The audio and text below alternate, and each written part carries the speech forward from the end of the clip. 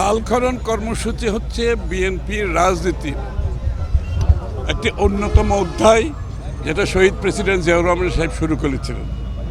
এটা সারা বাংলাদেশে উনি করেছেন কৃষির উন্নয়নের জন্য, পানি নিষ্কাশনের জন্য, এবং খালের দুপাশে যারা বসবাস করে তাদের দৈনন্দিন স্বাস্থ্য, জীবিকা সব কিছু কিন্তু অনেকটা এখানে নির্ভর করছে।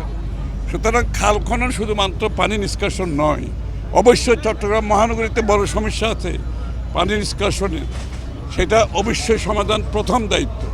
সাথে সাথে খালের সাথে, খাল খননের সাথে আমাদের পারিপার্শ্বিক যে উন্নয়নগুলো হবে, খালের দুপারে যারা বসবাস করে যে প্রতিষ্ঠানগুলো আছে সকলের স্বাস্থ্যকর অবস্থায় থাকার একটা বিষয় আছে এখানে।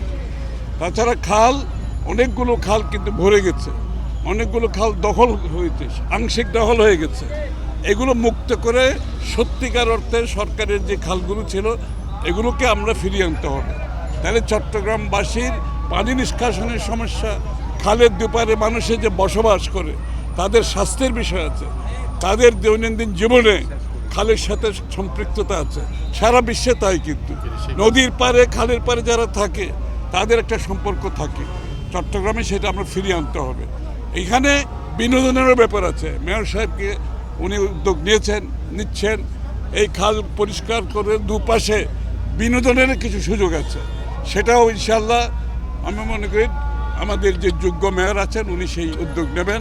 এবং আগামী দিনে চট্টগ্রাম যে শহরটি প্রধান শহর ছিল এই অঞ্চলে, সেটাকে আমরা আগের জায়গায় নিয়ে যেতে হবে। চট্টগ্রাম হয়তো 13,000 কোটি টাকা বিনিয়োগ হয়েছে, তা আপনারাই বলেন, আপনারা কি এর কোনো প্রতিফলন যে খালগুলোতে দেখছেন না পানি নিষ্কাশনে দেখছেন? চট্টগ্রাম তো একটু বৃষ্টি হলে এখনও ডুবে যাচ্ছে। তো সুতরাং আগে কি হয়েছে এটা আর বলার দরকার হয় না। কথা হচ্ছে জনগণের ভোটে নির্বাচিত না হলে, জনগণের কাছে দায়বদ্ধ না থাকলে যা হয় তাই হয়েছে। আজকে একজন জনগণের প্রতিনিধি যিনি জনসমর্থন নিয়ে আজকে এখানে বসেছেন, যিনি আন্দোলন সংগ্রামে বিজয়ের জন্য আন্দোলন করেছেন, ওনার তো একটা কমিটমেন্ট থাকবে, তাই না? যেটা বিগত দিনে ছিল না।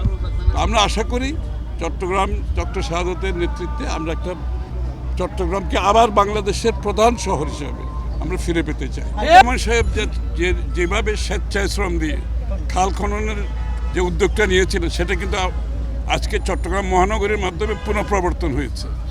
এটা স্বেচ্ছায় এই যে আজকের খালগুলো হচ্ছে, সিটি কর্পোরেশন সহায়তা দিচ্ছে, কিন্তু স্থানীয় নেতাকর্মীরা এটা দায়িত্ব নিয়েছে। 1 কোটি টাকার মতো তারা দায়িত্ব নিয়ে তারা করছে এবং স্বেচ্ছা শ্রম দিয়ে করছে, কিন্তু সিটি কর্পোরেশনের সার্বিক সহায়তায়।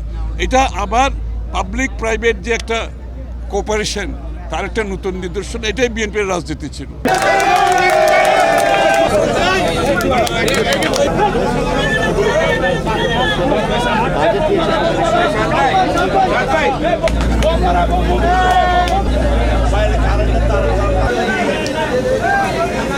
বাংলা